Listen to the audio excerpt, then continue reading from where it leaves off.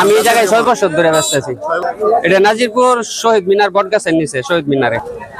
ভাই এনে তো মনে ধরেন আমরা আজকে আইছি বাজারে, আজকে বসে, আর এনে কোনোদিন আই না, আমরা অনেক দূরাফি থেকে আইছি ভাই। এটা আমরা আইছি, আমরা জায়গা দিয়ে আইছে, এই জন্য আমরা এনে বসছি।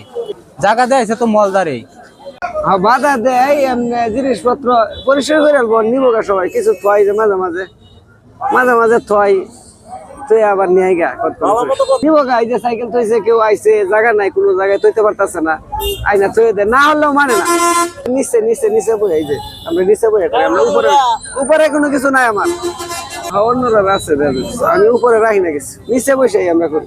আর বৃহস্পতিবারে দেখা যাচ্ছে এই যে একটা পিছনে, আমার পিছনে একটা শহীদ মিনার দেখতে পাচ্ছেন। এই শহীদ মিনারে প্রতি বৃহস্পতিবার হইলেই এটার উপর একটি বাজার বসে, কাঁচা বাজার বসে। এই কাঁচা বাজারের কারণে অনেক সময় অপরিষ্কার থাকে, যার কারণে দেখতেও বিষয়টা অনেক নোংরা দেখা যায়। আর বিশেষ করে হচ্ছে এই শহীদ মিনার এটার কোনো তদারকি নাই।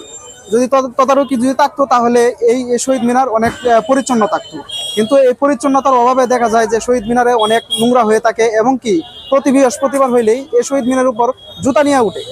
কিন্তু এছাড়া যদি কোনো 21শে ফেব্রুয়ারি যে দিবসটা আসে, এই দিবসের মধ্যেই হয়তো একদিন বা 2 দিন আগে এই শহীদ মিনার পরিষ্কার হয়, এছাড়া এই শহীদ মিনার পরিষ্কার হয় না।